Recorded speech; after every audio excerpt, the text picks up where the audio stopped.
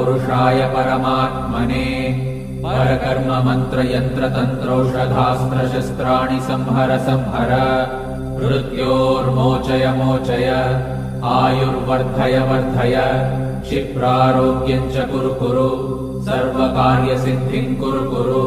ॐ नमो भगवते महासुदर्शनाय दीप्त्रे ज्वालापरिवृताय सर्वारिष्टविनाशाय सर्वसम्पत्कराय सर्वदिक्शोभनकराय सहस्रज्वालाय परमात्मने परब्रह्मणे परञ्ज्योतिषे हुं फट् स्वाहा।